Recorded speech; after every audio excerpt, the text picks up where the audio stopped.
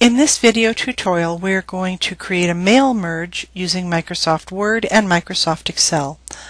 To begin, we click Mailings from the tabs at the top of our screen. I can create the mail merge manually by choosing one of the options here, but for this exercise, I'm going to let it walk me through step by step. The first question that it asks is, what kind of a document am I going to be working on? In this case, I'm going to be creating labels, but I could just as easily be printing envelopes or sending an email message. So it says, okay, let's get started on this document. Next item is, what is the format? What is the label shape that we're going to be using? And I'm going to click on Label Options, and it will open a variety of options to me. First item I choose is the manufacturer, and in this case I'm using Avery. That's a very common form. And I'm going to use 5263, but that's just one I happen to have grabbed. There's a variety available. You'd look on the side of your box to see what size fits with your needs. And click Recipients. And our next step is to select Recipients. And to do that, it asks if we're using an existing list, if we're going to be importing from Outlook, or if we're going to type a new list of people. Well, in this case, I'm going to use an existing list. I've already created the lists and addresses in Excel. So I'm going to browse to find the file, and I know that it's on my desktop, so I can just find it, click on it, and click Open.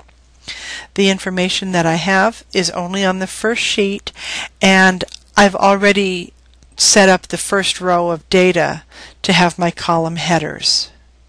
So I click OK, and it'll give me a preview of my information.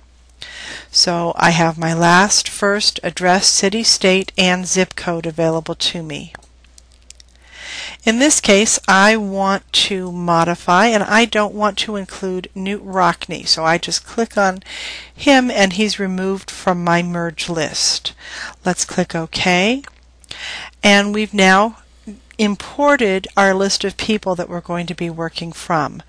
Our next step is to arrange our labels.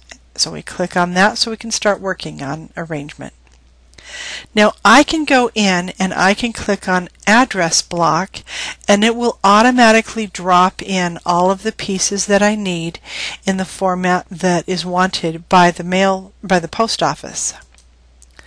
And then I can update my label and preview them and see how they look.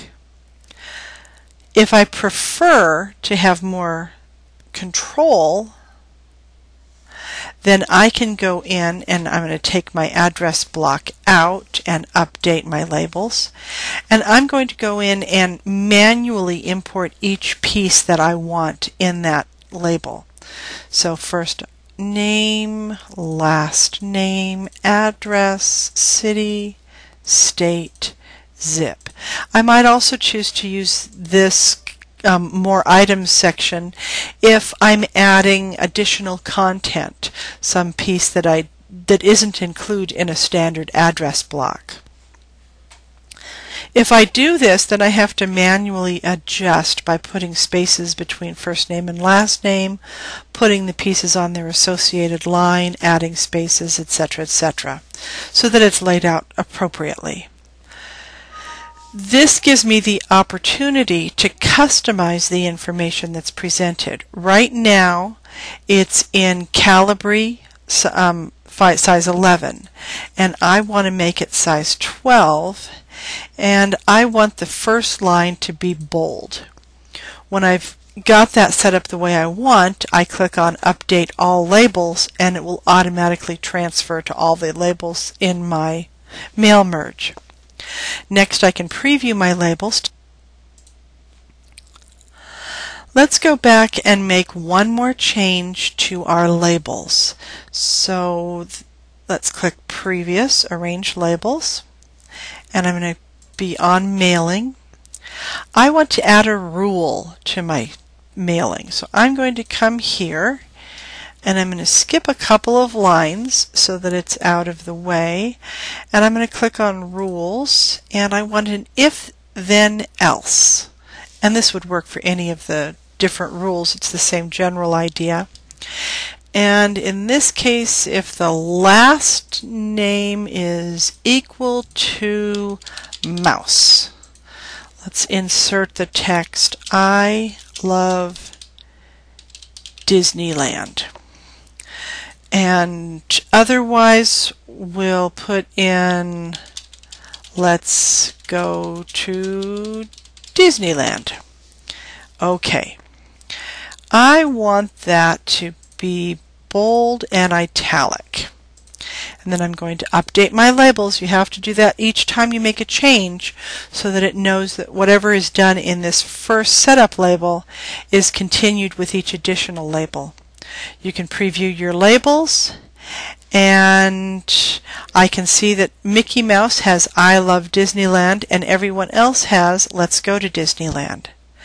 Next, we'll complete our merge, and then we can edit and view individual labels. We want to view all of them because there's not that many.